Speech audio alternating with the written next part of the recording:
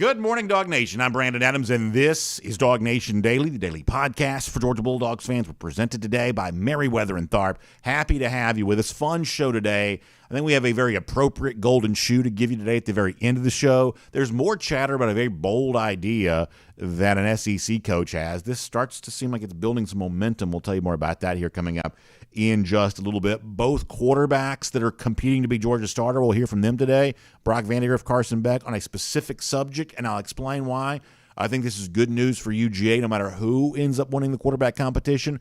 We will talk about that. But off the top of the show here, there is something that I have to admit I'm a little bit angry about, but Kirby Smart has the perfect response to the thing that makes me angry. This is a really fun way to kind of get our show started today, so we're not going to waste any time in getting right to it. We will tell you, though, we're glad to have you here. Looking forward to Terrence Edwards in a few minutes there as well. It is DawgNation Daily, the daily podcast for Georgia Bulldogs fans, presented by Meriwether and Tharp, and it begins right now.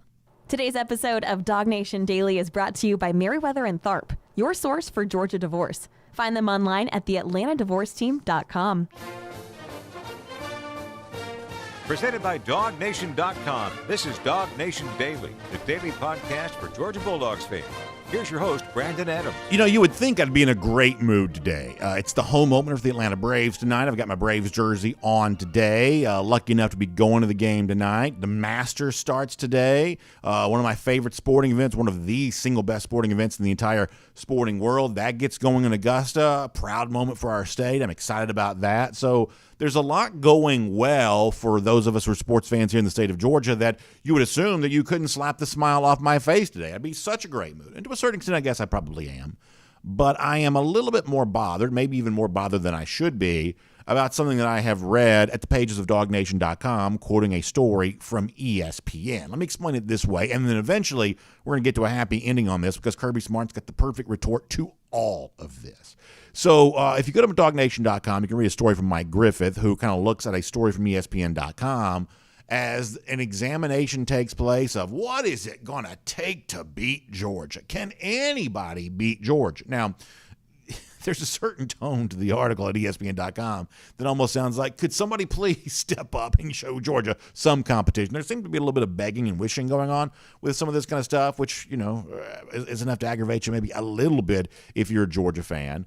But there is one thing in particular that sort of bothers me about what I read from Mike at DawgNation.com looking at this ESPN.com story. And I'll put a link to all this when I post the show later on our website ourselves at DawgNation.com later on today. Here's the thing that bothers me.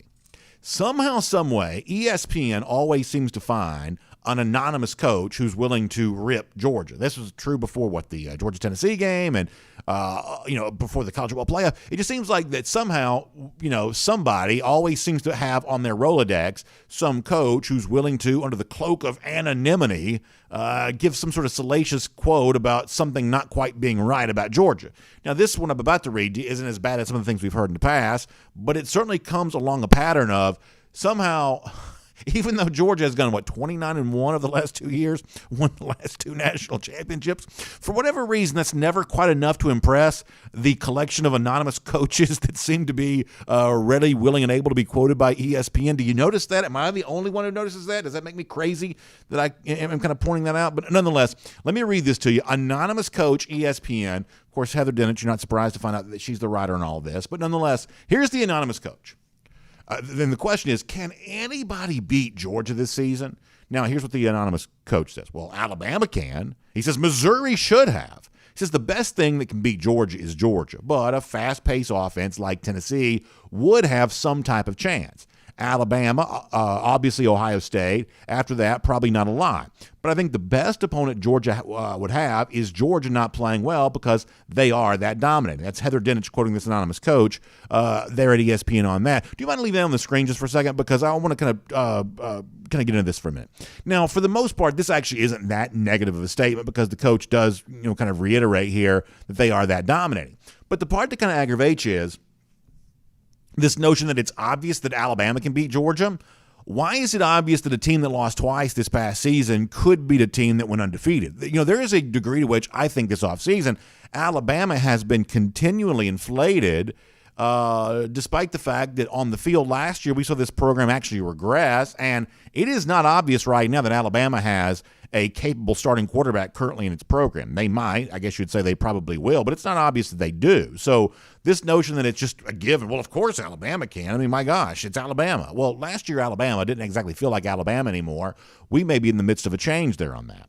But the other part of this particular quote that kind of aggravates me a little bit, admittedly maybe more than it should, is the coach says on the idea of who could beat Georgia, a fast-paced offense like Tennessee would have some type of chance. And the word would there seems to be doing a lot of heavy lifting in that particular sentence, as if this is some sort of hypothetical situation. Well, if you could ever get Georgia and Tennessee on the same field at the same time, then maybe at that point a team like Tennessee might have a chance.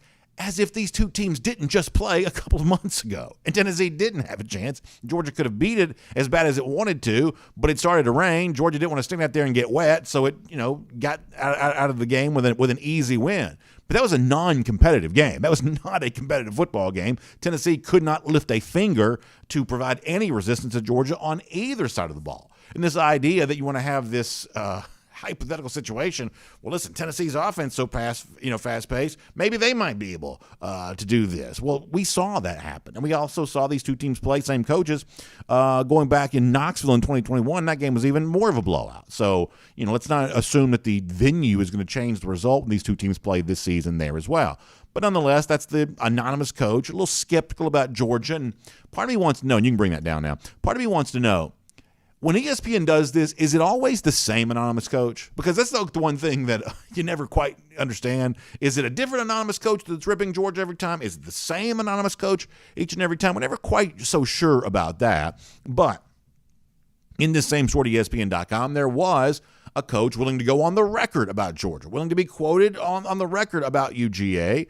Mike Griffith had this in a story at DawgNation.com, originating, I guess I should say, from the ESPN piece. Brian Kelly talked about this. And most of what Kelly says here, you can't really have too much, to kind of squabble over. But nonetheless, I want to read this to you. Brian Kelly on what it would take to beat Georgia. Kelly saying, we scored enough points, but we couldn't match up physically yet, he says. But then he goes on to say, you look at the other teams. Obviously, Ohio State had enough of that to take them right down to the wire. That's Brian Kelly, once again quoted by ESPN.com on the idea of Georgia. And there's nothing you can say too much here to kind of specifically be angry with Brian Kelly about. That's a factually accurate statement for the most part. Maybe a little bit wishful to think that one day they will be able to physically compete with the UGA. But nonetheless, you can't sort of have too much of an issue with that. But I do kind of find myself once again kind of amazed at the narrative around the Georgia-Ohio State game from New Year's Eve, and this notion that Ohio State somehow proved more in that game than Georgia did. And to me, this is where, I'll put my fan hat on for a minute, this is where I do genuinely believe that Georgia just kind of gets treated unfairly a little bit, because I think the way this game has been kind of discussed and spun after the fact is that, Ohio State's offense proved that if you've got that great offense, you can find some vulnerability with the Georgia defense. And somehow the game was a negative about the Georgia defense, and that becomes the more significant issue from the game. Whereas, y'all, what did we hear for years prior to this game? For years, what we heard prior to this game was, the Georgia offense can't keep pace in a shootout. If Georgia ever gets into a situation where it's a shootout, they can't keep pace. So to most of us who are Georgia fans, the Peach Bowl against Ohio State was proof that, hey, in a game in which you do get into a slugfest, in a game in which points are required, in a game in which you're going to have upwards of 90 points scored in the game, then Georgia can be just fine in that game too. That Georgia has a preferred way to beat you, but if you force Georgia to play a different way, the Peach Bowl proves that Georgia's capable of doing that too. That's the narrative that most of us who are Georgia fans would say about all of this, but it sort of seems like the rest of the folks, and I think a lot of this is just sort of wishful thinking and hoping that college football won't be boring this year. The team that's won 29 of its last 30 games runs right through the sport again, winning another 15. It seems like we kind of have a little bit of a narrative shift here of, instead of saying, can the Georgia offense get it done, now it's one of those things of, look at Georgia's defense. It didn't get it done. That could spell trouble for this upcoming season. It's all wishful thinking, but nonetheless, if you're a Georgia fan, I think you're justified in being a little bit aggravated by all of this. But here's the good news. Whether, it need be or not, Kirby Smart, I think, provides a great response to all of this because you've got an anonymous coach here saying, what's it going to take to beat Georgia? You've got Brian Kelly trying to address that there as well. And by the way, interesting to know that Kelly would even be quoted in a story like this. Do you think that Kirby Smart would ever be quoted in an ESPN story talking about some other coach, some other team? Heck no. Heck no. You know, there was this thing years ago where Jack Nicholson, the great movie star, not the golfer Jack Nicklaus, but the great movie star Jack Nicholson, he wouldn't appear on television, wouldn't be a guest in the Johnny Carson show or anything like that, things that were popular at the time. His belief is that movie stars, big screen stars, didn't belong on small screens. And I think there's a little bit of that with Kirby Smart. Whereas if you're the big coach, if you're the bull of the woods, if you're the leader in your profession, you don't become a source in a story about somebody else. That's what a big screen star would do. You don't go to the small screen. And Kirby Smart, I think, is kind of like that, where he's not going to be a source for a story about somebody else. Brian Kelly, interesting that he would be. I think that diminishes him by doing that. But nonetheless. So Kirby Smart, I think, has a great response to all of this about exactly why it was that Georgia was able to go 15-0 last season and why Georgia is going to be expected by many to go 15-0 again this season too. And it comes from something we told you about the other day. So Kirby Smart makes an appearance on the Coach K podcast, which I wasn't even aware of. I guess that's why you have stuff like this. Now I'm aware that Coach K has a podcast. And you talk about two contrasting personalities, right? I mean, you know, Coach K is very professorial. He's very, I don't know, I guess he would consider himself to be distinguished, you know, a little bit stuffy, you know, kind of, you know, self-serious. You know, Kirby Smart just sort of a dude, right? You know, he's a football coach. A very, very different type of personalities here. And so Coach K is congratulating Kirby Smart for winning his second straight national championship. And Kirby Smart gets into why it is that Georgia has won all these games in a row. And what you're going to notice here is how shocked I think that Coach K is by what Kirby Smart has to say. This is a level of intensity that Coach K, as a basketball coach in the erudite ACC, is not quite used to here. So listen to Coach K's shocked reaction to what Kirby Smart says, and then use this as a rebuke against anonymous coach or Brian Kelly or Brian Day or whoever else it is that think they may have a chance to get a little bit of revenge on Georgia this year. The coach that speaks this way, does it sound like this guy wants to give up the top spot in college football anytime soon? Here is Kirby Smart with Coach K. You know, winning the national championship is amazing, but the record that you guys have had in your conference, your seniors, to go 49-5 in a 4-year period, nationally, but also in your conference. What does that say about your culture, the culture that you've created? In this league of football where so many kids are drafted and every game is so tough, it speaks volumes for the leadership of those kids. That senior group, they wouldn't sacrifice what they believe in, how they practiced, the work ethic in the off season. It was a special group of leaders now because they went into every game not thinking about the score, not thinking about winning. They wanted to make the other team quit, and they played angry and mad. And I really love the way they practice. I mean, they would practice harder against each other sometimes than maybe they had to play in certain games, and I loved it. I loved the practice element in that. Don't you love Coach K, the famous Duke coach, former Duke coach, his response to Kirby Smart? And Kirby's just being himself. He's just talking the way that he always does. Hey, our guys want to make the other team quit. And Coach K's like, well, I do declare. Like he's dropping his monocle in his soup upon hearing Kirby Smart speaking such, you know, bold, clear, unmistakable language. But the fact that this is how Georgia plays, that Georgia is not just physical, they're tenacious. That Georgia isn't just committed to winning, they find losing intolerable. And they don't want to just beat you. They want to humiliate you to the point that you want to quit. You want to give up the game. That's Jalen Carter toting Jaden Daniels around the football field while holding up one finger in the air. That's making you want to quit. You think the LSU players wanted to stay on the football field after that? No. If they could have hightailed it back to Baton Rouge, that is exactly what they'd have liked to have done. The TCU team, after the glitz and glamour of LA wore off, how soon do you think they were ready to get back to Fort Worth on the heels or in the midst of getting beat 65-7? The Georgia has a habit of making the other team want to quit. And that's the same mindset that Georgia brings with it, I think, to the 2023 season. That's at least what they're trying to cultivate right now. And this is why spring practice matters. Georgia's got, 21 early enrollees in the program. They're learning how to be a part of a program that plays not just to win, but plays to make the other team want to quit. They look past the goal of winning to something far deeper and far worse than that for the opponent. So this idea, Josh Heupel and his fast-paced offense, they might be able to keep it close with Georgia. Good luck with that. This idea that Ryan Day found some sort of way to keep it close with the UGA, but when it was all said and done, it was Georgia who stood victorious. Michigan, who's won the Big Ten 2 years in a row. What happened in the Orange Bowl a couple years ago when they played? This Alabama team that supposedly still has it all figured out. They weren't even good enough to qualify to play Georgia a year ago, but the time before that, they wilted in the fourth quarter as Georgia marched towards a national championship. That's the level of focus that Georgia has right now. So Brian Kelly can talk about wanting to beat Georgia. Anonymous coaches can hide behind anonymity and talk about how you want to beat Georgia. But Kirby Smart is keeping on talking about how to make Georgia what it is. It may be shocking to guys like Coach K, who are not used to hearing guys in their sport speak that way, but that's just how Kirby Smart views life. It's that competitive edge that has made Georgia what it is and would make Georgia not really all that willing to relinquish its grip on college football anytime soon. My name's Brandon Adams, and this is DawgNation Daily, the daily podcast for Georgia Bulldogs fans, presented today by Meriwether and Tharp. And happy to have you with us no matter how you get to us today, live on video. We get going here at 9:45 for our First and 15, DawgNation.com, DawgNation app. 10 a.m. after that on all video platforms, Facebook, YouTube, Twitter, Twitch, on the radio at noon, on Athens Sports Radio 960 The Rep, and available as a podcast wherever you find them, Apple, Spotify, the Google Podcast Player. We post the show at the world-famous DawgNation.com. You can listen right there on SoundCloud if you want to. Lots of ways to hear our show. Just glad you find it somehow, some way. Got my Braves jersey on today.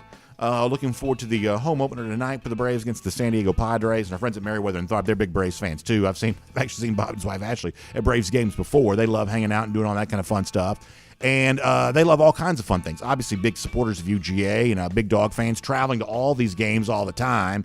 And yet they also understand that sometimes life isn't like that. The fun stuff, Braves games, football games. Sometimes life is about dealing with a serious issue. And for you, there may be no more serious issue than the notion of divorce. You may have tried to prevent it. You may have tried to pretend that it's not real and that it doesn't exist. But now you find confronting this reality something that is unavoidable. You just have to do it now. And if that's the situation you find yourself in, then I want you to have my friends at Meriwether and Tharp as an advocate who goes along with you on this journey. Because, listen, some of this is about explaining the law. They're really good at doing that. Some of this is about identifying all of the available options, and that's one of those things that Meriwether and Tharp is really good too. But some of this is also just sort of rolling up your sleeves and fighting for what you deserve in a situation like that. And once again, if that's what it requires, Meriwether and Tharp is going to be there for you on that too. And they can also kind of set, I think, good goals for you about what it all comes down to is if you're in a situation where you have to get divorced and it's just something that can't be avoided, then you're looking to that next season in your life of, okay, financially speaking and relationally speaking and everything else, how can I be in a position to have more success, more happiness in my next season of life than I currently have right now? That's ultimately the question that stands over all of these divorce decisions, and Meriwether and Tharp can handle and help you out with all that too. So I want you to find them online, theatlantadivorceteam.com. That's theatlantadivorceteam.com. Meriwether and Tharp is your source for Georgia divorce, and great to have them each and every Thursday as a part of DawgNation Daily. Also great to have Terrence Edwards. We'll talk to him coming up in just a couple of minutes there as well. Prior to that, I want to go around the DawgHouse, and I'm going to make a little bit of a simple point here just for a moment on what I think with the Georgia quarterback competition based on something that both Carson Beck and Brock Vandegrift had to say here this week. I want to start with Carson Beck because the question came up of, what are you noticing? And Carson's now going into his fourth year at UGA, so he spent a lot of time around Todd Monken, and now he sees the transition to Mike Bobo. What are you noticing from new offensive coordinator Mike Bobo? Carson Beck gave us a little bit of insight when he spoke to the media earlier this week. Here is Carson on that topic. I mean, obviously, they're very separate people. I think every offensive coordinator is very different and brings their own, spark and, calls different plays, calls different things, does things different. Bobo's very energetic, love the way that he's been coaching recently, and I'm excited to keep working with him. Yeah, so that's Carson Beck sharing some insight there on that about exactly what Mike Bobo kind of brings to the table. Some differences, but we've also been told that some of the continuity is remaining the same. The language that's been used, verbiage, things like that. But it was actually Brock Vandegrift who I thought had a little bit more candid description of what his early relationship has been like with Mike Bobo as the offensive coordinator. And this is what I think leads us to sort of an interesting conversation here today. Here's Brock Vandagriff kind of giving you a little bit of a pretty candid description of what one of his first conversations with Mike Bobo was like. Here's Brock Vandagriff on the topic of Mike Bobo too. Coach Bobo, he's pretty intense. On the first day he came in the quarterback room, he said, "I'm gonna coach y'all hard, and I hope y'all are open to that." And heck, he didn't really give us a choice. He said, "I'm gonna coach y'all hard, and that's the way it's gonna go." And we all said, "Yes, sir." And I think it's been really good just the way he's been coaching us. He has a reason for everything he does. His meetings go well, and yes, sir. So let me tell you why I think that's interesting. I'm going to be a wet blanket just for a moment. It is at least possible that Georgia doesn't have a good quarterback. Now you think, well, how could that be? Well, like it's just sort of mathematically possible that even a competition like this, the guy who emerges ends up not being nearly as good as a quarterback who just won 2 straight national championships. You have to at least consider that as a possibility here. But what I think makes that very unlikely is what Brock Vandagriff is saying there. That Coach Bobo told us from day one, I'm going to coach you hard. Now, let me tell you what I kind of read into that. And admittedly, maybe I'm reading too much into it. Maybe I'm sort of seeing between the lines deeper than I probably should. But think about your own kind of sporting experience, whatever that was, as a coach, as a player, whatever else. If Mike Bobo steps in on day one with the confidence to say, I'm going to coach you hard, let me tell you what I believe that says about Mike Bobo. Experienced coach, been around the block many, many times. If Mike Bobo on day one is delivering that message, I'm going to coach you hard, I think that means he thinks, Bobo in this case, that Brock Vandagriff can handle it. In other words, I don't think that Bobo had any fear about treating their quarterbacks carefully because he viewed them as fragile. And in some situations, you do have somewhat fragile quarterbacks. I don't mean injury prone. I mean the idea of, can I be the guy? Can I be a quarterback at a place like Georgia? Can I lead Georgia to the kind of success that is expected at a place like this? Fragile ego, fragile physical frame, fragile whatever else. Mike Bobo, I'm reading into this to say he doesn't view either Beck or Vandagriff as fragile quarterbacks. He's okay pushing them. He's okay challenging them. He's okay coaching them hard because he believes they can take it. And y'all, that is not true in every situation. I'm going to give you an example here. Go back to 2020 at Georgia when you had a competition that involved, a guy like Jamie Newman and involved a guy like, to a certain extent, I guess, JT Daniels, although JT was, I guess, hurt. Stetson obviously eventually emerged there on that. Had Dwan Mathis involved there as well. At the beginning of that 2020 season, unfortunately, Georgia just did not have an SEC-ready starting quarterback playing for them. And I'm not picking on Dwan Mathis. I think that Dwan Mathis is a fine young man.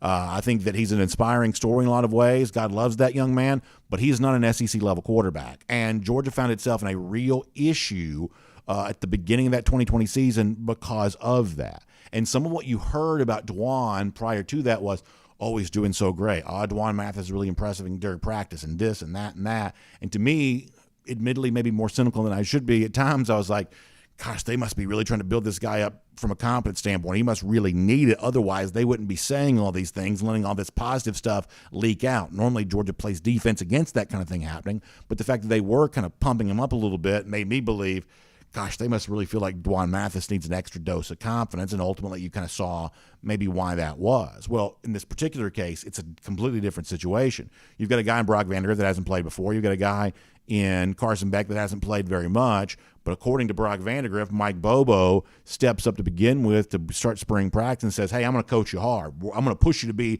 the very best you can be. I'm not going to hold your hand and walk with you towards eventually being the starting quarterback because I think you can handle the hard stuff here. And to me, that sort of speaks to the idea that whether it be Carson Beck or whether it be Brock Vandagriff, that Mike Bobo has the confidence to believe that the eventual winner in this quarterback competition is going to be tough, is going to be capable of handling what's coming his way in the SEC, and capable of withstanding the kind of hard coaching that will ultimately make him a better quarterback.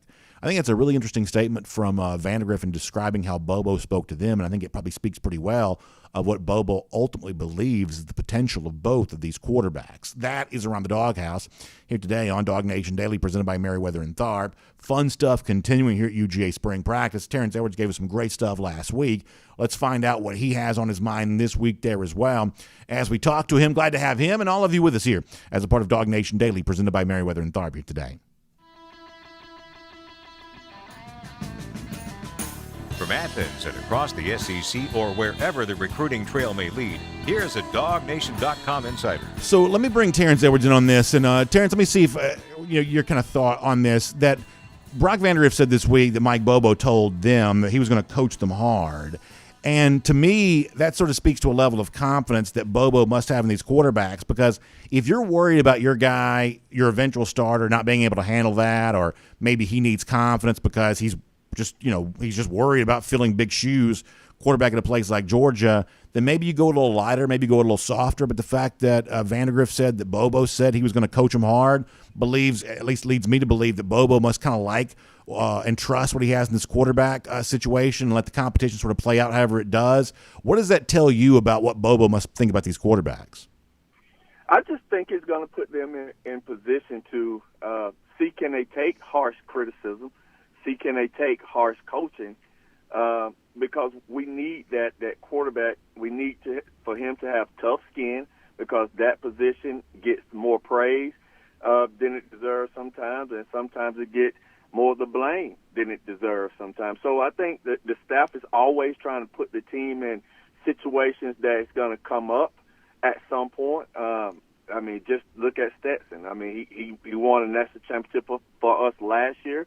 People still wanted him gone, and he ended up winning another one. So you got to be able to block out the noise and take the message, and not the way the message is being conveyed to you. So I just think, and when I was there, I saw Coach Bobo coaching them hard, getting on them hard, and it's going to help them in the long run. I said this yesterday. I'm curious if you would agree with this, that to me, the G-Day format, which we'll all see on April 15th, sort of sets up a little bit more for a guy like Carson Beck, whereas I think that Brock Vandagriff might actually excel in a live football situation where you can be tackled to the ground, and Vandagriff's ability to avoid that, keep a play alive, maybe he takes off and runs, maybe he just buys time to make a throw, that's a little bit more like, the best opportunity for Brock Vandagriff. So for me, I guess to sort of put this simply, I think there's a little bit more pressure on Carson Beck on G-Day than there is Brock Vandagriff, because the G-Day format sort of feels like it's the right one for Beck. You stand there, you pick apart a defense, you make big throws. I'm assuming that Georgia will throw it a lot on G-Day. It typically does. That, to me, there's a little more pressure on Beck to perform well on G-Day than there is on Vandagriff. Is that something you would agree with? I think so, but I look at it a little different than you. I think the pressure is going to come from now Carson knows it's his job to lose, and I think if he doesn't perform well, I think he will, in this day and age, he will hear the outside noise. He will hear, especially if Brock performs well.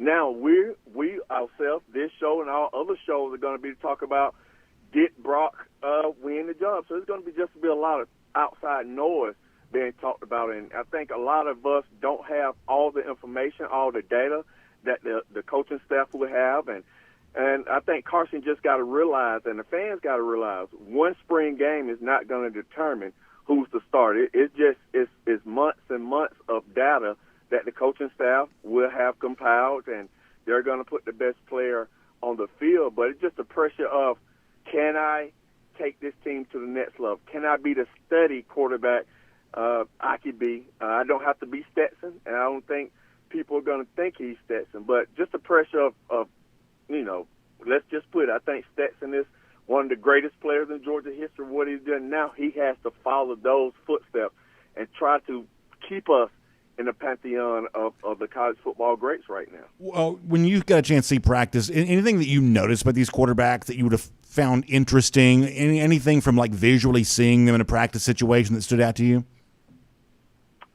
I think Carson is a little bit more athletic than we're going to give him, and Brock is probably more athletic. I have watched Brock. I did watch Brock play in high school, and he moved around. But I watched him move around in practice, and he can run. He can run. So I just think that the statue quarterback for the Georgia Bulldogs is probably never going to be back, a guy that can't move the chains with his leg.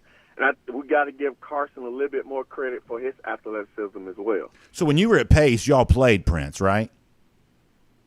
No, we was at Pace. We played Ravens, so I got to play South Sea Gunner. That's right. But you said you saw Brock in high school, though.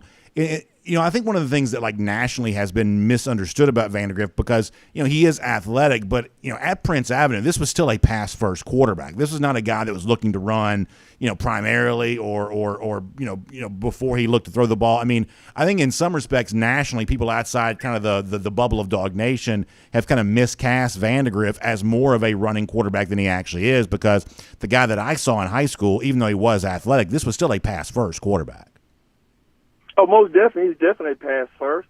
But if he have to use his legs to get out of any tough situation, he's able to. On the zone read, can he pull it and make a big play for us like Stetson did? Most definitely. But I agree with you totally that he's definitely a pass first guy. He's a guy that's not looking to run the football. But he can if need be. I want to change the subject here for a moment. There's a lot of UGA newcomers who seem like they've had a little bit of buzz around them this spring. Maybe the most significant is Lawson Lucky, where it's like a lot of whispers and a lot of hey, I heard this guy's doing really well.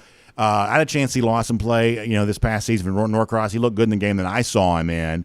But it seems like, man, he's really earned a lot of buzz thus far this spring. What do you make of a guy like this, tight end, position that Georgia's historically been pretty good at the last few years? What do you make of a guy like Lawson stepping in and kind of generating a lot of conversation right now? Oh, it doesn't surprise me. If everyone listening, and I've been saying this before he even stepped on campus, that Lawson is going to be the best route runner in the tight end position as soon as he steps on campus. And I just think, unfortunately, a lot of Georgia fans, when we first got his commitment, they was looking at he was only a 3-star, and we don't know. Lawson is that guy. I think Lawson is going to step right in when Brock leaves to be one of the better tight ends in this class. I don't want to minimize Oscar because I think we got 4 fantastic tight ends. We haven't got the opportunity to see Piercy and skill set, but I just think the tradition of tight end is going to continue. And when I was there, I did get the opportunity to watch Oscar. Oscar's definitely put on a lot of weight. He's definitely bigger. So I'm just in that tight end room right now. Overall talent is up there with any positional group that we have. Yeah, I think it's really interesting. I think the way you say that about Delp is correct, whereas the sense that I'm getting is whatever is being said about Lawson right now is not coming at the expense of Delp, I don't believe. Kirby Smart the other day talked about the fact that Delp's really improved as a blocker. That's going to matter this year. Obviously, Darnell Washington isn't here anymore. Jake Fromm the other day had some really nice things to say about Oscar Delp when he was on the show there as well. So the seeming emergence of Lawson Lucky, if that's what you want to call it, does not seem like it's coming at the expense necessarily of Oscar Delp. It just seems like, once again, Georgia, which had a million great tight ends a year ago, maybe in that same situation here again this year. Oh, most definitely. I think that tight end room is just as deep. I just still believe that Darnell is just a unicorn that you don't see year in and year out, but the tight end room is in good hands. Even when Brock leaves, a generational talent, the tight end room will be just fine with the 3 that we have, and Landon Thomas coming next year. Yeah. That position is continue to outshine the others. There's some good tight ends in the 24 class that's high on Georgia. So the tight end room is going to be okay, but Lawson is definitely a guy that I've continued to talk about, continue to rave about, because he deserves that. I mean, he's going to make plays for us this year. He's going to get the opportunity to make plays. He's going to get the opportunity to play as long as he's continuing to grow in the playbook and get the trust of the coaches. He's going to have an opportunity to showcase his skills, and I can't wait to watch him on G-Day. No, I think that's exactly right. Let me ask you about one more newcomer here for a moment, because there's something else I want to touch on before we let you go today. How big of a deal is it for a guy like Roderick Robinson at running back? Now, listen, you never want people to be hurt, but Georgia's had Kendall Milton dealing with an injury. It's had Dejon Edwards dealing with, a similar injury, also a hamstring situation. It seems like in last Saturday's scrimmage, that created a big opportunity for Branson Robinson, who we've already kind of seen. A lot of Georgia fans like what they see there. Now, Roderick Robinson probably getting an expanded role on G-Day because of this. How big of a deal is it for him to be getting all these extra carries here this spring while the veteran running backs are on the mend? Well, I take a little bit step farther. I'm not worried about his running ability and carrying the football. He's been doing that his whole life. What he's getting now is this extra reps and the extra coaching from Coach McGee pass protection. Yeah. If you can't pass protect, then you won't be able to play in 3-down situations. So I just think he's getting the extra coaching because he's getting the extra reps on pass protection. And for what we believe, the G-Day will get our opportunity to see the ball being thrown a lot. He's going to be able to have to pass protect if those other guys, those more veteran guys, won't play in G-Day or be very limited in G-Day. He's going to get an expanded role, and he's going to be have to be able to pass protect. I think Kendall Milton was a great pass protector. If you saw, not Kendall Milton, McIntosh, if you saw his Senior Bowl highlights with his pass protection, I think they call he was the best pass protection back at the Senior Bowl. Interesting. So Coach McGee does a very good job of getting those guys ready. And if Branson Robinson can pass protect, he will get a lot of carries. And I saw the young man. He is a big, big young man. Yeah. Man, he is big. They don't make him like him. I can't wait to see how he progresses. I can't wait to see him be able to showcase his talent against the college-level athlete. Who do you think, to do the running back thing one more time here, Georgia has had Sonny Michel, and it was James Cook, and it was Kenny McIntosh. There's always that versatile pass catcher in the running back room for Dell McGee and Kirby Smart here.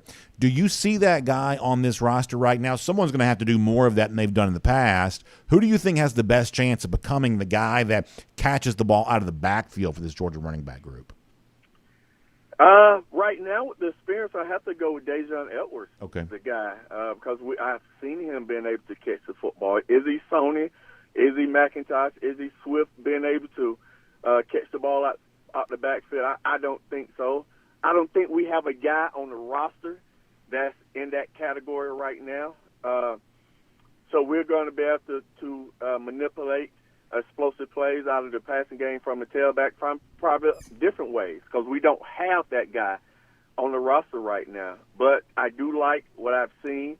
Dejon, I think, probably may be the best pass catcher right now because we've seen him play. I haven't seen the other guys really play and catch the football out the backfield. So just with the experience, I'm going to have to go with Dejon Edwards. So let me finish with this. I was looking at some mock drafts today, and it seems like there's a consensus kind of forming. Now, who knows if it ends up being true, but I think Todd McShay, Bucky Brooks, Daniel Jeremiah, NFL Network, all have 3 dogs in the first round. Obviously, Broderick Jones, Jalen Carter, and Nolan Smith is now really kind of perennial viewed to be a first-round pick. That means the guys like Darnell Washington and Keely Ringo going in the second round. I guess the consensus there is kind of early second, but nonetheless, day 2 pick for both those guys. Of Keely and Darnell, Terrence, who do you think has the more likely chance of kind of sneaking into the first round and at least giving Georgia that shot at 4 first-round picks? Is it a Keely or is it a Darnell in your mind? I got to go with Keely. Only the reason because the NFL is a passing league, and if you can rush the passer or stop the passer as a defensive back, they put more emphasis on those positions. So if I have to just pick one, and everybody know how much I love Darnell, I'm going to have to go with Keely because of the receivers and the passing game that NFL presents, that, he's a guy that's got elite traits, big, tall, fast. And I think if he gets into a right system, he will be able to have a longer career. I just think if he gets into a system like Seattle Seahawks when they was a predominant cover 3 team with Richard Sherman and that type, I think he would excel. If he goes to a team that is a predominant man press team, I don't think that would be the best situation for him. I think he could go into a situation teams that is a predominant zone team with his skill set. I think he will flourish in that type of system, so I'm going to go with Keely. Terrence, that's great stuff. We always appreciate your insight here on DawgNation Daily, presented by Meriwether and Tharp. Of course, you're doing great work as well, getting folks ready for their upcoming seasons, pass catchers, tight ends, wide receivers especially. So if folks want to be part of that Terrence Edwards Wide Receiver Academy and be a part of some of the great work that you're doing, getting folks trained up, how can they get in touch with you? Well, you can find me on all social media platforms at Terrence Edwards Wide Receiver Academy. Terrence, we'll look forward to talking to you next week. Thanks so much for your time. Thank you. Let's take a look around the rest of the league. This is SEC Through. I love Terrence's answer, in that comparison between Keely Ringo and Darnell Washington, and I guess I might, say Keely on that too, just because that cornerback spot, that defensive back spot, is one that teams do kind of go. There's usually a little bit of a run on those cornerbacks in the first round of the NFL draft at some point in time, and so maybe Keely kind of gets caught up in that a little bit. I think your hope for Darnell is that after a pretty impressive scouting combine performance, that somebody somewhere just sort of fell in love with him. They're like, this is that special unicorn of an athlete that only comes around every so often. We're going to make sure we take full advantage of that. So if you take the mock seriously, respected guys, Jeremiah, Bucky Brooks, McShay, they got the 3 dogs in there right now. The good news is those 3 are in every mock draft. And the great news for Nolan Smith is he's gone from a guy that I think early mock drafts may have had back end of the front round, somewhere late 20s, maybe even 30th, 31st overall, to all of a sudden now you commonly see, Nolan being talked about as a top 10 type pick. And you really, you see Broderick Jones inside the top 15 almost every single one of these deals. So, maybe 3 first-round picks for Georgia if the mock drafts prove true, but it'd be 3 guys taken in the top 15 maybe, which would be quite a statement for Georgia there as well. So we'll keep our eye on that. Obviously, we have a big draft party coming up on the final night of our DawgNation cruise that I'm looking forward to. So much fun last year. Going to be a great time here this year as well. And speaking of that, how about we go cruising around the SEC courtesy of Royal Caribbean, because we are getting very close to that DawgNation cruise. And I just love the experience. You go day before, you kind of get settled in your hotel. Some folks stay in Orlando. Some folks like to, kind of be right there in Port Canaveral, Cocoa Beach area. You get that hotel room and you kind of watch the port and the ships that are leaving the day before coming in and going out, and you get a chance to see all that. And it's almost like a pregame party before the actual event itself. And on that Monday, April 24th, right there in Port Canaveral, we're all going to get on board, get it going, get it started, and have an amazing series of events, taking advantage of all the great experiences available to you on Independence of the Seas.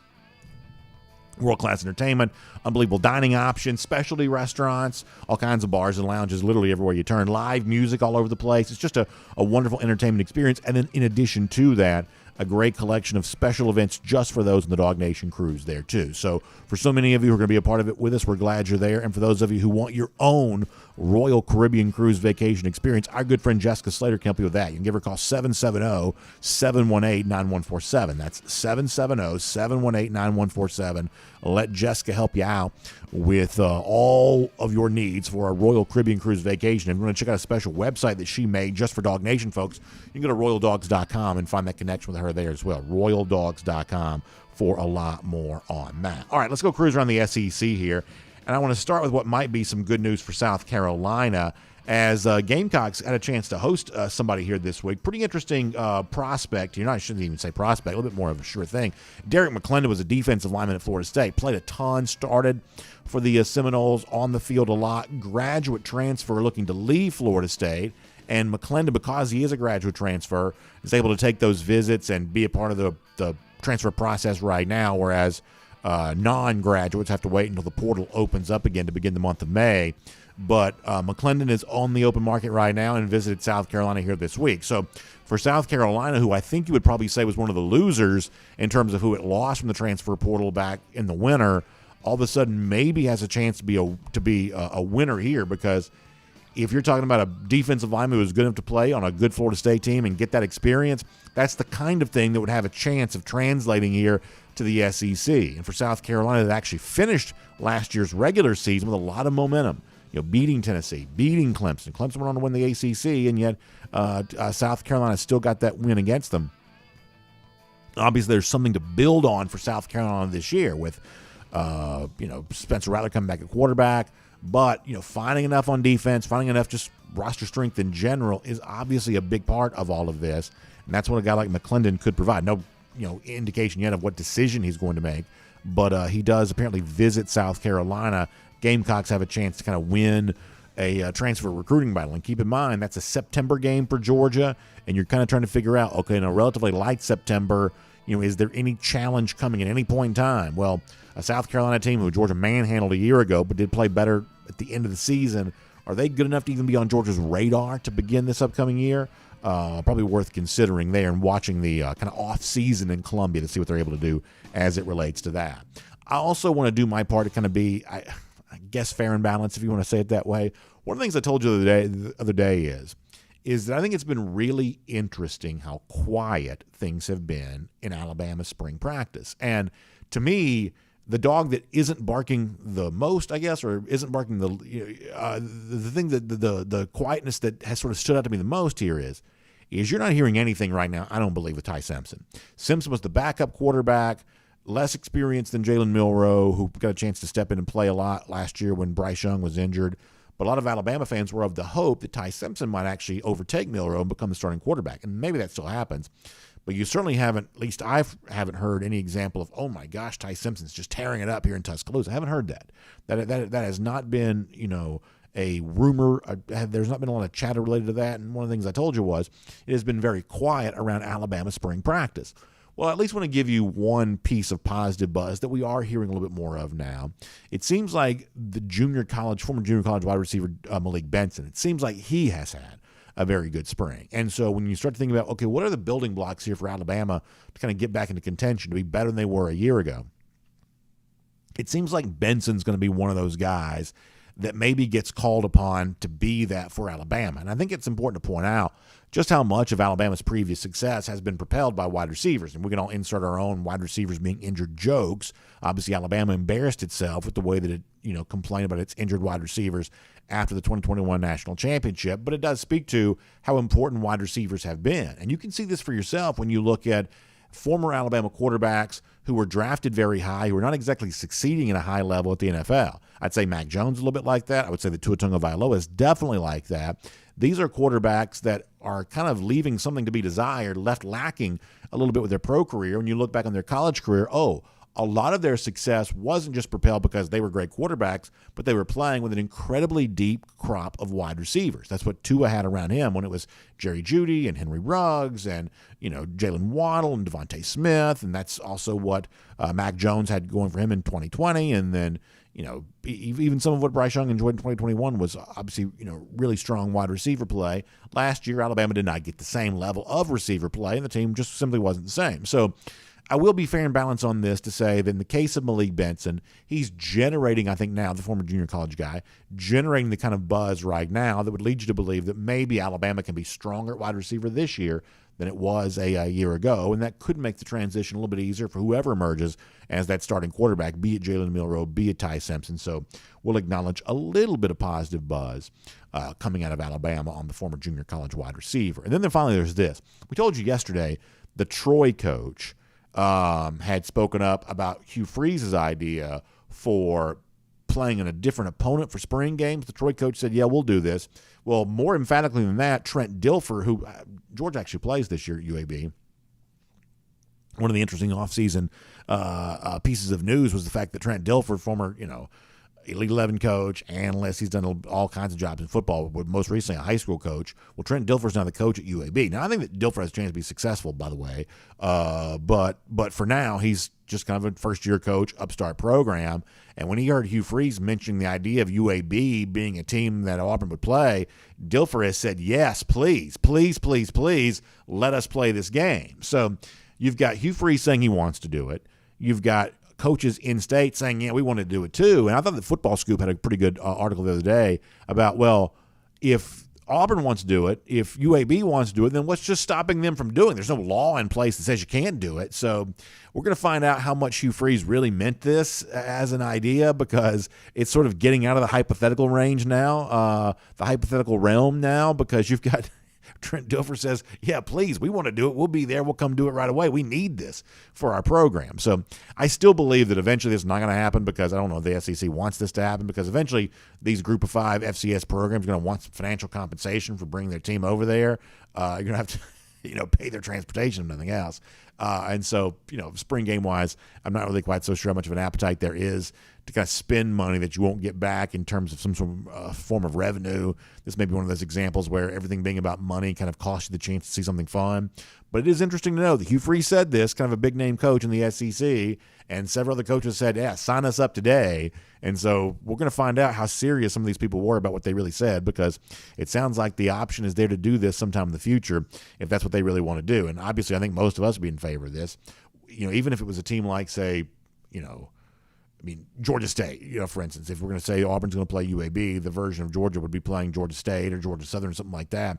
Would that be better on G-Day than seeing Georgia play itself? I think it would be. I think it would be a little bit more of an interesting type of thing. But we'll find out how real this thing actually is now that so many folks are raising their hand to say, yeah, Hugh Freeze, you want to play us? We'll show up and play you next year. So we'll find out how real this is. We'll make that cruising around the SEC courtesy of Royal Caribbean as we get ready to wrap up today. Special golden shoe for you. So today is obviously the beginning of the Masters, which I obviously believe is one of the greatest sporting events in the entire world. And so excited about that. Weather not great on Saturday, I don't think. We could have a little bit of weather issues as it relates to Masters, and you never love the Sunday finish on Easter Sunday. That kind of complicates your family life a little bit. But nonetheless, we love the Masters. And on a Georgia-themed show like this, it also gives us a chance to kind of go back to the very weird year of 2020. There was a lot of good stuff that was not good at all in 2020. We all remember that. But one of the things that was, I think, enjoyable for some of us, when the Masters had to be moved to the fall for that particular year, and as a way of kicking off that Masters Saturday with ESPN's College Game Day actually broadcasting from Augusta National, as surreal as all that was, the Redcoat Band was tapped to help kick off the Masters there that day, and one great sporting entity in Georgia celebrating another. This video from the Redcoats with the Masters as a part of our Golden Shoe here today. Take a look at this.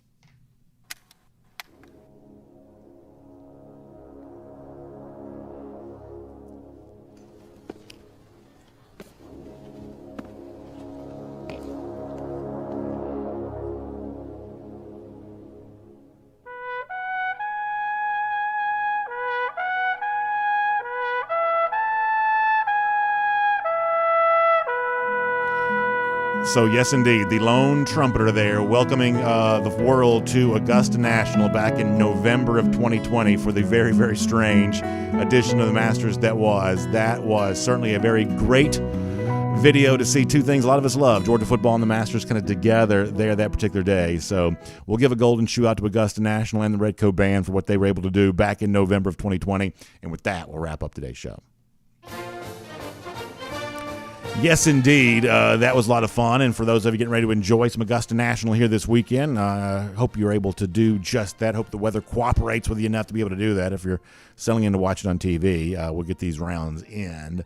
Hopefully that is indeed the case. Now, for us on this show, our tradition, unlike any other, is the Gator Hater Countdown, because we like to believe that Georgia this fall, going back to Jacksonville once again, in fact, 205 days from right now to beat those lousy, stinking Gators. That is our Gator Hater Countdown. Now, can't help but notice that the number 205, also the area code there in Birmingham, Alabama. So guess what? A reminder to all those folks in Alabama that it's actually Georgia on top of the college football world, and it's Georgia taking care of its hated rival, the Florida Gators, and then everything else after that. So dogs sit on top of the college football world, and as Kirby Smart said to begin our show today, looking to make the other team quit each and every Saturday. We love those results here and can't wait to keep talking about them with you. We'll see you tomorrow, DawgNation Daily, presented by Meriwether and Tharp.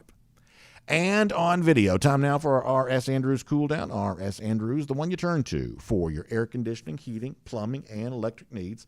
They'll show up on time. They'll do the work that's promised, the price that's promised. You can trust R.S. Andrews on that. If you want to know, you didn't ask, but I'll tell you anyway, my picks for the weekend. So of the kind of favorite group, to me, you got to approach this a little bit like you approach like a Kentucky Derby or something like that. You sort of have to decide who you're going to take a stand against. And for me, I'm going to take a stand against John Rahm. That's the favorite I'd probably fade on a particular weekend like this. I mean, obviously, there's no reason to argue against Scotty Scheffler, a repeat champion. So, maybe pay a little deference there. I like Rory a little bit. He's really short odds to win the tournament. Kaylee Mansell likes that as well. I like Rory.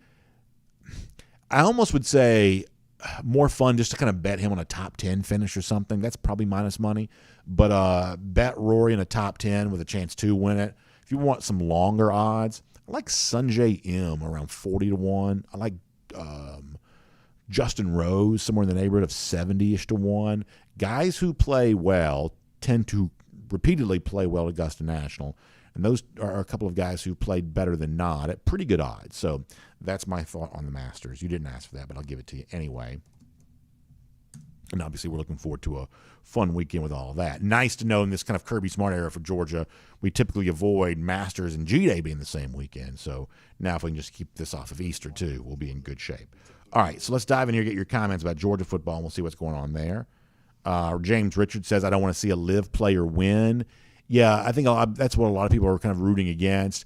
Now, there are also some live players with big personalities. Some of those players have their own individual fans, including Bubba Watson, by the way, their own individual fans, even though, a lot of people in general kind of against the whole live concept. If there is a live winner, I believe it'll be Cameron Smith. And if I'm sprinkling some, action around here and there, I'd put a little bit on Cameron Smith there too. Now, the knock on, all the live guys is they just don't play very many competitive rounds anymore. So Cam may have won the most recent major, but I'm not sure he's played a competitive round since then. So that'd be the knock on a guy like that. But if you're looking at a live guy to get involved with, Cameron Smith might be that guy. Frank Patterson says the big school should go to the small team. The small school could earn money and sell tickets and concessions as compensation. They'll be losing money from scheduling changes in the future. That's interesting. It kind of makes me think, if the trajectory continues the way it is right now, like eventually Georgia won't be playing Georgia State or Georgia Southern. They may be playing Georgia Tech. So this may be Georgia Tech's way of being relevant in the future as being Georgia's spring game opponent. But Georgia going to there, that's interesting. I think a lot of people like that one trip to Athens in the spring, so I don't know that people would necessarily love the idea of Georgia going somewhere else, but I see what you're saying. DogFan05 says, I'm having a baby boy. He needs a golden shoe. DogFan, that's awesome. Maybe like some tiny little booties with it. This is what they call those little the baby shoes, the booties. But that is awesome news, DogFan. Congratulations on having a baby boy. That is indeed the case, and we will give you a golden shoe for that. Absolutely. That's great. That's great. So Ridgewfly says, what do you think about Shane Beamer wanting to fight Kirby Smart? He says, who you got one versus one? We were talking about this yesterday. Seems like Kirby and Shane got some beef. So I do believe that it is true that Shane Beamer and Kirby Smart probably are not great friends. I think that, some of the way in which Shane maybe left the program may have rubbed Kirby Smart the wrong way. I honestly don't know about that. I'm not sure, but I do think there's a little bit of a beef. When Shane was on the Bussin' with the Boys podcast from Barstool, he said that there was a coach he liked to fight. And I think a lot of folks immediately probably thought that was Mark Stoops because they had a little bit of a public beef with each other. But since then, there's been some thought, well, maybe it was Kirby Smart. So I don't know. Kirby was a former player. Was he a player? I don't know. Maybe he was too. That's interesting. That's an interesting battle. Kaylee, what do you think about that? I wanted to ask, I actually wrote this down. Do you think that Shane Beamer is the obvious choice for the anonymous coach that said that about Kirby? That's interesting. Is Shane Beamer the one who was saying the stuff about Kirby? That is interesting. Could they get him on the phone? Would he say that? I'd like to think Shane Beamer would put his name to something like that. I'd like to think. But it does sort of speak to, and by the way, Kaylee Manziel's been doing a great job for us all week. It does sort of speak to what a lot of people seem to think they know. Kirby was very animated last year in that game, gave you the big dramatic first down point and things like that. It certainly seems like there's a little bit more bad blood than some people might realize between these two coaches going back then. So you could be right about that. Cody Ledoux checking in today. Good to see Cody back in the comment section. Haven't seen him in a while. Glad he's here today. Fred Gunn mentioned Kennesaw State as a team that Georgia could play for a spring game. There you go. You probably don't want to play them in basketball right now, but maybe playing the Owls in football wouldn't be too bad. Frank Patterson says, what about a DawgNation invasion to Charleston Southern? Now, that I'd be in favor of. What if Georgia just started playing its spring games like destination locations? Go play Charleston Southern. I'd be in favor of that. Spend a weekend in Charleston for a game like that? Absolutely. Does Savannah State still have a team? Go play Savannah State. Spend the weekend in Savannah. Get some golf and some fishing in. That wouldn't be too bad at all, I don't believe. For sure. Thomas Tyson laughing about Kirby Smart talking so much trash in the South Carolina game. Yeah, Kirby's fired up. Kirby was fired up. Cody also says he thinks the Bama's going to be better than I think, meaning me. He says you got to put some trust in the GOAT. So, Cody, tell us then. You're here. I'm glad you are, Alabama fan. Who's going to be the starting quarterback? And would you agree with me? And maybe you wouldn't. You have every right not to. Would you agree with me? It's been a little quiet this spring in Alabama as far as the quarterback competition goes. Would you agree that that's true? By the way, Frank Patterson says Cody owes him $200. There you go there on that. Antoine Sampson says Georgia Southern's another option. sort of tired of seeing Georgia and Georgia Southern play during the regular season. I think they've done that enough times now. But a spring game opponent, I wouldn't mind that. Blind Squirrel Sports, that's funny. That's funny. A lot of folks weighing in there on that. Let me go to the other comment section for a moment. Let me pop over to DawgNation. We'll get there. Columbus Dog has his picks. He says, obviously, Scotty Scheffler, maybe JT to contend. So, like, there's a handful of guys, good players that don't have a great history at Augusta, JT being one of those. He mentions Patrick Reed, Corey Connors. Connors won the Valero last week, didn't he? Didn't he just win on the Valero last week? He also points out, if you kind of a casual golf fan, you sort of care, sort of don't care, depending on the situation. I do think this is one worth caring about because, Tiger's in the field again, and I don't know how many more of these you're going to see from him. Phil is back this year after not being there a year ago. And plus, like, the dynamic of the LIV and the tour being together for this event, man, I'm telling you, that's pretty good drama. DT says I'm the new Jim Nance.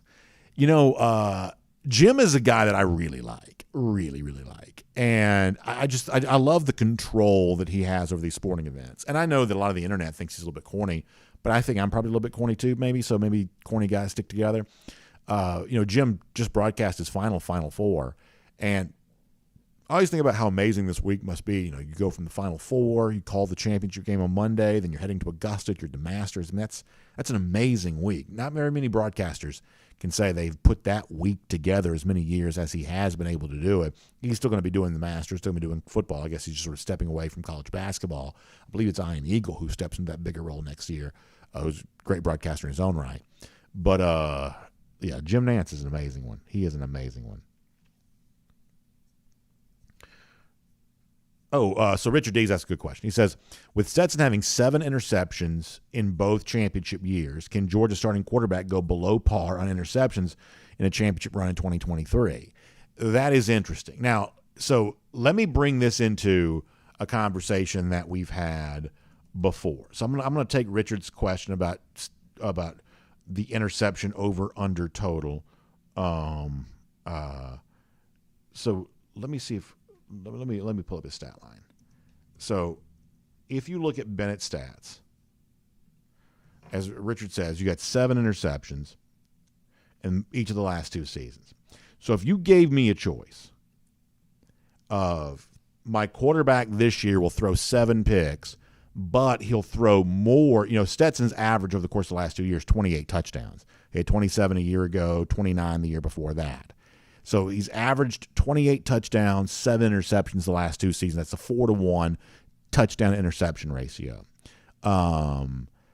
If you told me I'll have 7 picks, but I can get 30 touchdowns, I believe I'd take the over on touchdowns and tolerate the interceptions more so than I would say, okay, I'll get fewer interceptions, but that also comes with fewer touchdowns thrown. I believe that's the case.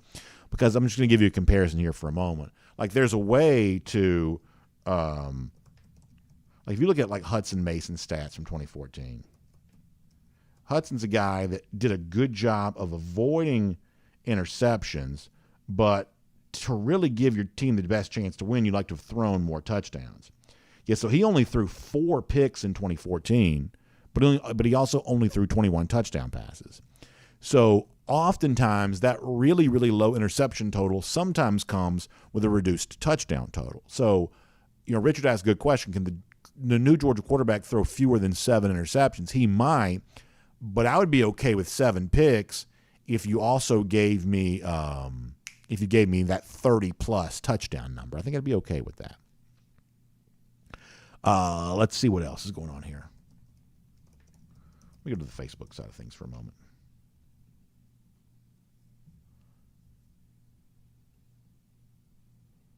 Facebook always loads really slow. All right, on Facebook, Alan Verbajic says Bennett's interceptions came from forcing the ball to try to keep the drive going. Need a starting quarterback to tuck and run or throw the ball away. Yeah, it could be the case. Gary Westmiller says with our defense, interceptions can be negated. And so, Gary, I completely agree with you on this. But this is one of those things that's sort of hard to get other people to buy into. some people, it seems like conventional wisdom in football is when you have a great defense, well, therefore you don't need to try to make too much happen because your defense is so good.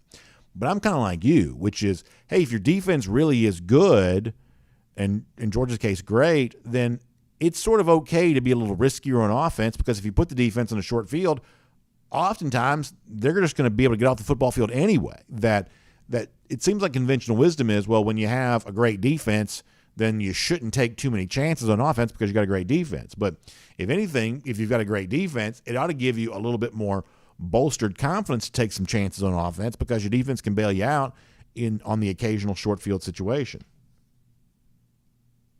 Denise White Loper sharing that Lucy Bowers Boykin's dealing with a family emergency. Denise, please pass along to her that we are praying for, indeed, and that is something we mean sincerely. So we love Lucy. We love her being a part of what we're doing here, and please let her know that we miss her and that we hope everything's okay. David Faulkner says, don't forget you got to add the Bennett rushing total on that too, which is a good point. That is a very good point. Very good point. Naturally, ESPN doesn't have the rushing total on there for him, but you're right. You got to add the rushing touchdowns to that to get the full picture of what Stetson brought to the table. You're 100% right. All right, a couple of more here. Alan Verbanchik says this defense could be better than 2021. I totally agree with you on that. Oh, I didn't know this. Jamie Huff says the Florida State defensive lineman who visited South Carolina is from Elberton. He says that He says he's from Elberton, played football for the right there in the Granite Bowl for the Blue Devils, and after college he moved to Tucker. That's interesting, Jamie. I didn't know that. Thank you for telling me that. Craig Jones says once the quarterbacks settle down, the interceptions will go down. Be ready for Tennessee. Want to stomp a mud hole in Rocky Top. Yeah, let me tell you something. That's going to be a massive game again, and you better believe that Georgia fans are going to be going up there. Oh, my gosh, what's that going to be like? Oh, my gosh, what's that going to be like? Ooh, that's going to be something. That is going to be something. Pete Williams says, with our defense at times, a pick is like just having to punt. Yeah, in some respects, that's kind of true. Barry Watkins wants to put Beck and Vandergriff on the field at the same time with Vandergriff as a fullback. That could be something. Jeff Ingram says, who says UT will be great? That's a fair question. I mean, obviously, they had great success with Hendon Hooker and Jalen Hyatt's gone. Now, my guess is they're still really good on offense and pretty shaky on defense. My guess is that Tennessee this season will look a lot like Tennessee did last season. But there's obviously, some chance of the changeover at quarterback. They actually don't replicate the success they had a year ago. Miriam Corbin suggesting maybe a little DawgNation invasion in Knoxville. I don't know what the appetite is for that around here, but you never know. That's an interesting idea. Kevin Cook says dogs need to break out the hobnail boots at Neyland. Boy, I like that. I like that a lot. That's fun to think about. Back on YouTube here for a moment. JC says FSU should be much improved this year. Yeah, if you're looking for, kind of slightly off the radar playoff type picks, I think that Florida State's going to get some love. I think that Clemson's going to still probably be pretty good. And I think the changeover to offensive coordinator, bringing in Garrett Riley, could really help Clemson. But Florida State obviously brings back, coach, brings back quarterback and Jordan Travis. Jordan Travis is a good player. He could have a very good year. Florida State, LSU to begin the season is a very big game. Keep that in mind, y'all. We got year 2 of Florida State LSU here. They played a thriller Labor Day weekend to start this past season. That's going to be a big game for us this year too. Going to be a lot of fun. Rocker 555 says, what do you think about Stetson in the NFL draft? I'm going to go 4th round pick for Stetson Bennett. I'm going to say 4th on Bennett, which I think is a pretty good spot for a guy like that to be drafted. And I think that Stetson sets up to have a real legitimate NFL career. Maybe it takes place as a backup, but that can be very big money. So a 4th round pick with a chance to really have an NFL future. Ridgefly says it seems like the only way teams are competitive against Georgia is by throwing. Bama 2021, Ohio State Peach Bowl. Do you think with recent great defensive back recruiting, Georgia is unbeatable? I mean, I certainly think it could be. And, in the case of, Bryce Young in the SEC Championship of 2021 or C.J. Stroud in last year's Peach Bowl, I mean, you just sort of got, heroic performances from both those players. And in the case of Stroud, I mean, I think that he probably played better in that game, and maybe at times he'd played during the season. So, I don't know that I take a ton from that in terms of, well, that just sort of goes to show you that Georgia's vulnerable. I don't think that's what you're saying either. But obviously, when you've got the cornerbacks that can go step for step with these receivers, if you can lock down, because Georgia asks a lot from its cornerbacks. It just does. It always has. I think some of what they've asked from those guys has probably diminished a little bit the last couple of years, but they're going to still put a lot of pressure on cornerbacks to lock down so they can do things in front of the secondary. And as Georgia's recruiting has gone up, I mean, I think the hope is, like you said, that it kind of, if there was any vulnerability on the back end of the defense, that moving forward it just won't exist because of how deep the crop of Georgia's secondary talent is. Andy Payne says, "See on the cruise. BA, go Dogs from Tifton, Georgia." Randy, I'm glad you're here. Cannot wait for that. Boy, it's going to be a good time. Going to be a good time. Paul Moon says, "I'm going to be interested to see if Joe Milton can keep it up for an entire season." He says that and Tennessee's refusal to prioritize defense makes it a little less scared of them. Yeah, I mean, I don't even know in the case of defense if it's a refusal to. I just think that, y'all hear me say this all the time. Every decision you make comes with some consequences. And so Tennessee chooses to play very, very, very fast. If you were at that Georgia-Tennessee game a year ago, maybe even from TV, you could tell this. I mean, the speed in which they try to go is noticeable. I mean, it is noticeable that you are excited about Georgia getting a stop, and then Tennessee's right back under center, ready to snap the ball again. I mean, they definitely play at a noticeably aggressive pace. But that is not good for defense. It's just not. And obviously Tennessee's thought is, we're going to be so aggressive on offense, we're going to be so fast-paced on offense that we can tolerate, a defense that's going to be a little gassed at times. And I would say that the imbalance has not worked out particularly well for them, at least in terms of being a truly great team. It just hasn't. They're fun to watch. The offense is quite capable, but when you choose to play that way, you do make some sacrifices on defense. Because if anything, they've probably actually overachieved a little bit defensively compared to what you probably would expect them to do. But in terms of really being a forceful, capable defense to go along with that kind of offense, I just don't know that pairing's ever going to quite work out all that well. Now, your point about Joe Milton, I think, is an interesting one too, because, look, Nico Imaleva, or however you say his last name, I mean, he is obviously waiting in the wings. And if you believe any portion of like the NIL rumor mill that's been out there with him, that's a guy that comes in with a lot of fanfare. Milton, to me this year, Joe Milton I'm talking about, is going to be a little bit like the 2023 version of what Will Levis and Anthony Richardson were like this past season. Now, Milton doesn't run around like Richardson does, but Milton's got an amazing arm. I mean, Joe Milton's arm, I mean, he can, what is it, the line from Napoleon Dynamite? He can throw it over them mountains. I mean, he can throw it over them mountains. He really can. Tennessee's got some mountains. I mean, Joe Milton can throw the ball out of the stadium if he wants to. So his arm strength is going to get the attention of a lot of NFL draft scouts and things like that. But, he had a chance to win the job in 2021 and just couldn't hold on to it. So now it's supposed to be his time, and holding off for a full year, as you say, a quarterback like Nico may be kind of hard to do. But there's no doubt that the arm strength that Milton has is going to make him the kind of version of a Levis, or to a certain extent of Richardson, of, NFL scouts may be wowed by him even if his overall on-field results aren't great. Memphis Dog says Nico's getting a big McDonald's bag full of cash. Indeed, that's the case. Thomas also says he's at the SEC championship game. Those LSU quarterbacks can sling it. And I think it's interesting how you say that, because I think the best path forward for LSU is playing both quarterbacks. I think that Jaden Daniels – I don't view Jaden Daniels as a national championship level quarterback. I don't. But I do think he is a very intriguing athlete.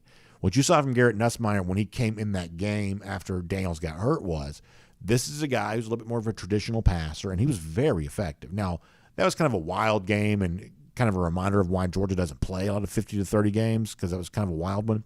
But if you could find a way offensively to incorporate Daniels plus Nussmeier, A, it would prevent one of them from transferring, most likely Nussmeier, and B, I just think it would be a lot for defenses to have to think about. I really do. If you're trying to put defenses in much possible conflict as you can, finding a way to play both of them, I think, is what you should do there. Foster Moss says Milton throws how Michael Vick did that old Powerade commercial. Yeah, I remember that commercial. That's a great commercial, for sure. for sure. Jalen Jackson says LSU poses the biggest threat in the conference. Georgia, returning quarterback, electric wide receivers, superstar edge rusher, great coach. They're what everybody wants Bama to be. I sort of agree with this. I do. I think there's a chance that LSU is just better than Alabama. I think you could be right about that. And you mentioned, Perkins, the guy coming off the edge. That's what a lot of these. It's like if you've got that one real game wrecker on defense, it does give you a chance to stay in every football game. And I think that Perkins is almost as valuable on that defensive side as anybody is in the conference. JC talking about Brian Kelly. Yeah, I mean, look, there's a lot about Kelly that we might find a little bit weird. And, clearly he was below the national championship standard at Notre Dame. But part of the reason why he came to LSU is because he wanted to see if his coaching success, and you can't really say he's not a good coach. They may not have beaten the best teams, but they very rarely lost to bad teams at Notre Dame. So, Kelly came to Baton Rouge for a reason. He wanted to see if his coaching acumen could be paired with LSU's talent, and that could be kind of the missing ingredient that got him over the hump to win a national championship. And, he did a bunch of weird stuff last year. The whole family thing was very strange. But by the time it was all said and done, Kelly was coaching very well. And I think that Kelly's been accepted now by those LSU fans because ultimately it always kind of comes down to how much you're winning. Fred Gunn pointing out that Perkins did not do anything in the championship game against Georgia. Yeah, Georgia did a good job of keeping him at bay. You're right about that. Jonathan Aaron says, with everything going on with the Ravens and Lamar Jackson, the new offensive coordinator, why don't they just draft Stetson Bennett? He already knows the offense, plus all the head coach needs to do is call his brother, which is, really funny. Yeah, I guess I don't really know how harmonious the relationship with Todd Monken and Stetson Bennett was. You had Buster Faulkner kind of working, I guess, as the go-between between those two guys. I don't quite know about that, but it would certainly get a lot of attention from Georgia fans if that's the team that ends up drafting him. I mean, my big takeaway on the Ravens situation is this just goes to show you Todd Monken just wanted to be in the NFL. I mean, he was interviewing for the Tampa job. They don't have a quarterback. Willing to go to Baltimore, probably already knowing that Lamar Jackson was likely on his way out the door. To Todd Monken, apparently that didn't matter. He just wants to be back in the NFL. All right, we're going to do final comments and get ready to wrap it up for today. Foster Moss says Georgia's good at shutting down those elite edge rushing defensive ends like Will Anderson and Perkins and Hutchinson. Yeah, you're right. That's been a big key to that success. Those guys in those, sort of do or die type games did not have big numbers against Georgia. You're right about that. Frank Patterson asking about LSU and the ATM game where it's at this year. That's a good question. I'm not sure. I'm not sure which spot that goes. Peter Shandoff says that Savannah State does still have a team, so there you go. We can have a weekend in Savannah. Get in there and eat some good food. Go to Tybee Island. That'd be good. I wouldn't mind that. A little spring game in Savannah. So Georgia could do like a spring game tour. It's like, okay, we're in Savannah State for a game. That wouldn't be bad. That wouldn't be bad at all. Paul Moon says you could always play the Savannah College of Art and Design. I'm sure that'd be quite a football team. All right, let's do some final comments here. Randy Hall says, predict the starting backfield, defensive backfield. So I'll go Kamari, obviously. Malachi, obviously. I'll put Javon at safety for right now. I'll put Tyke Smith at star right now. And then I'll put Dalen Everett at the other cornerback spot right now. And that's probably the easiest, safest to discuss. Veteran player who may make some noise before it's all said and done is a guy like David Daniel-Sisman. And then, the guy that I'm really curious about back there right now is Janelle Aguero. Is Aguero so good that he has to be on the field somewhere? That's the one guy that can maybe sort of impact this and kind of change some of those names. But if I had to pick, that's probably what I'm picking right now.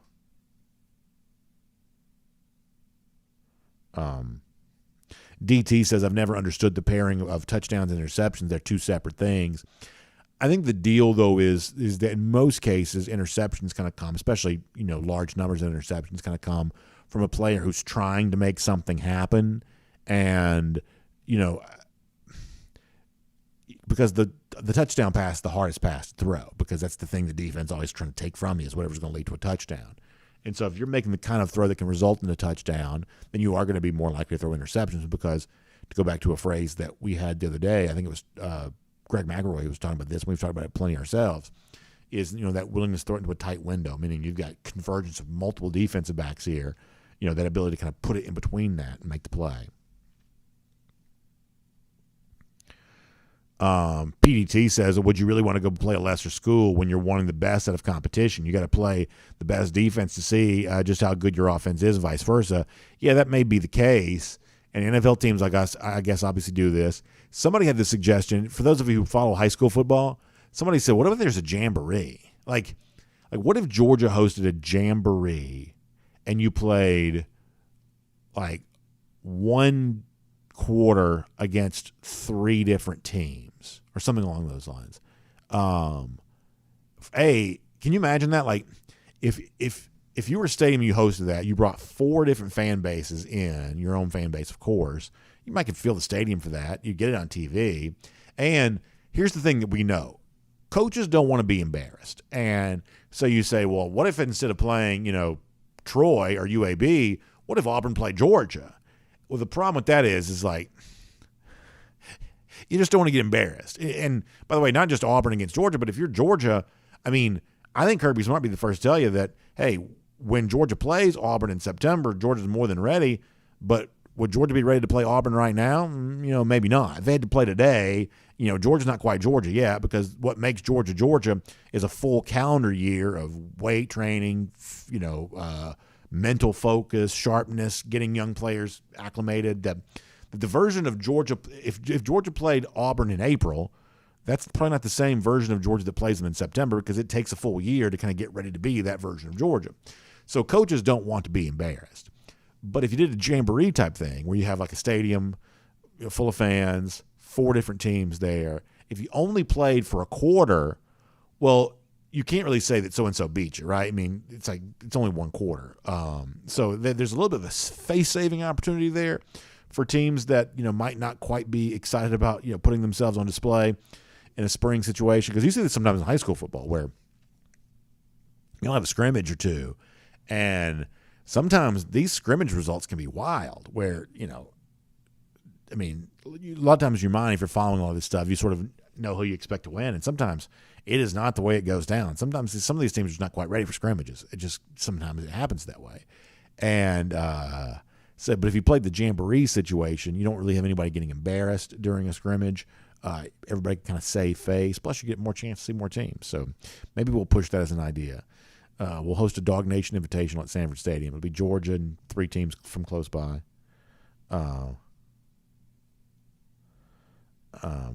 DT says 1 quarter against 3 teams. Aren't we missing a quarter?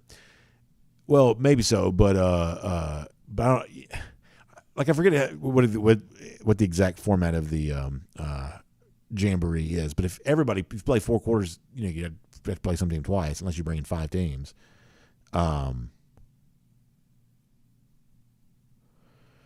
Johnny Surf Dog says, my fellow Dog Nation fans, our coach is dominating college football right now, and all is glorious. Rejoice. All hail King Kirby. No doubt about that.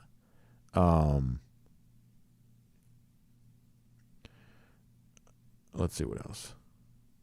Randy, I'm sorry. I think Richard had a good question.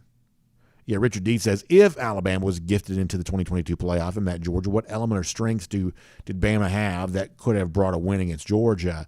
To me, the only thing that Alabama could have potentially had, a healthy Bryce Young is obviously a lot to deal with. There's no question that's true. But this idea that Georgia is lucky that they didn't have to play Alabama, as some may would have suggested, we obviously don't believe that's the case. We think that Alabama wasn't good enough to qualify to play Georgia, as you point out with your question, Richard. So I think the overall point of view here is that an Alabama team that wasn't capable of beating LSU was not going to be capable of beating Georgia either. But obviously, Bryce Young would give them a fighting chance, but ultimately it's probably Alabama that's lucky it didn't play Georgia.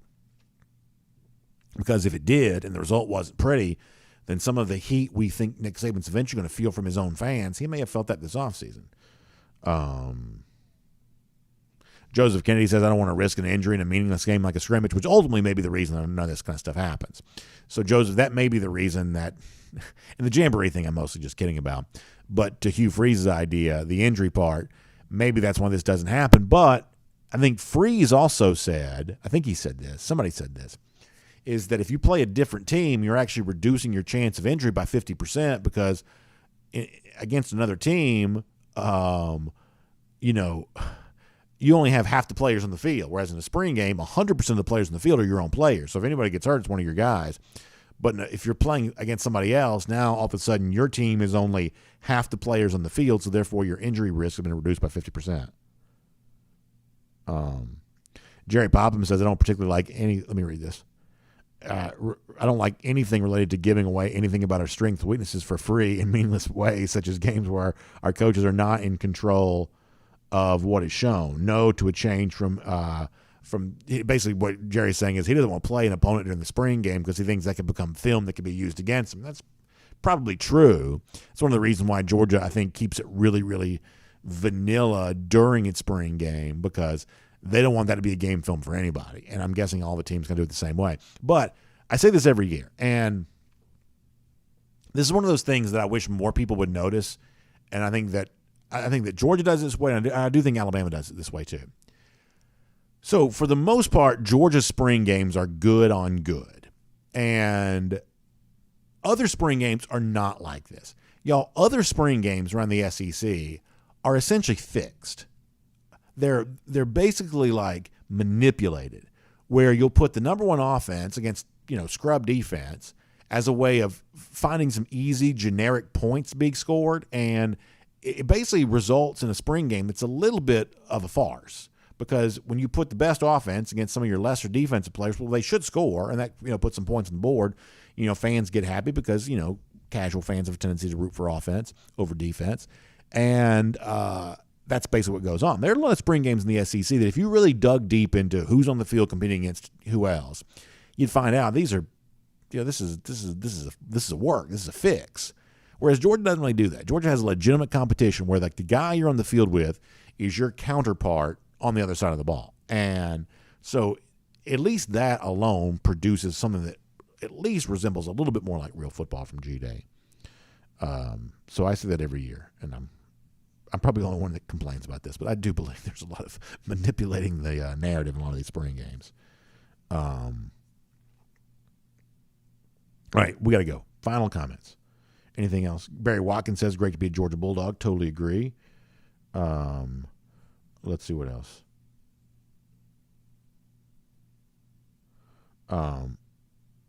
MG over here. I guess everybody's going to go at G Grace right now. Grow King 123 says, so if you don't want to give something away, then you play the lower division school where you can dominate them. You don't have to show very much. That's probably true. Foster Moss brings up a really good point. He says, we're going to go into Brock Bowers' final season soon. We better appreciate his greatness while it's here. It seems like he just got to UGA. Yeah, I mean, a lot of these guys just sort of cycle through the program so fast. And I do think taking time to appreciate what Brock Bowers is really, really important. I think people are starting to finally kind of gain a little bit of insight into just how amazingly good he is, but I think there's even still more of that could be done. So generally speaking, I think you're kind of right here, is that got to appreciate this, got to see it for what it is. An amazing football player who has completely redefined what even the notion of what a tight end even means in college football. Totally agree with all of that.